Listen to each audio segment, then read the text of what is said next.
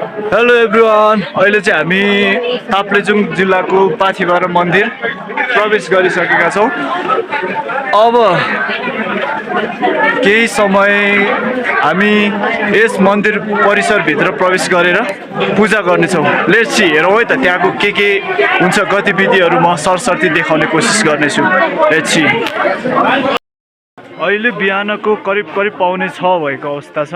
यस्तो अवस्थामा अहिले यहाँको अवस्था एकदम चिसो चाहिँ अत्याधिक चिसो, ठन्डा र अस्ति परेको हिउँ अझसम्म पनि पग्लिन सकेको अवस्था रहेछ।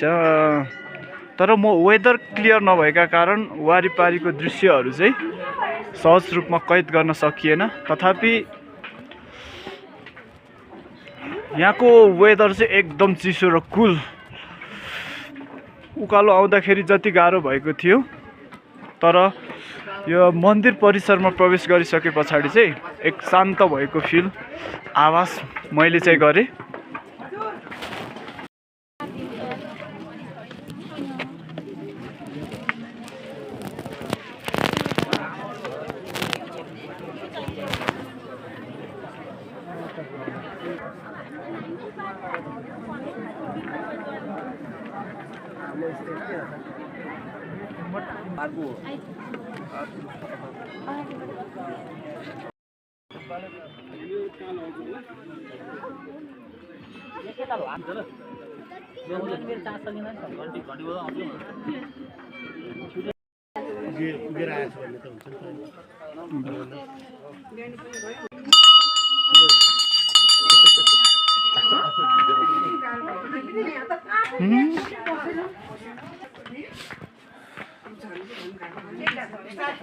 अब लेक लाग्दैन, घाम लाग्यो भने त।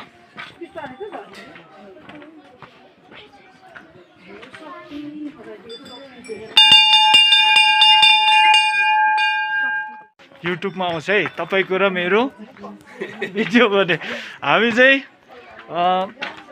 पाथिभराको दर्शन गरेर फर्किसक्यौँ। दाजु हुनुहुन्छ प्लस म। अत्याधिक चिसो भयो, अहिले चाहिँ घाम हल्का हल्का लाग्ने अवस्था आयो। तैपनि हामी चाहिँ होटलसम्म चाहिँ फर्केको। लेट्स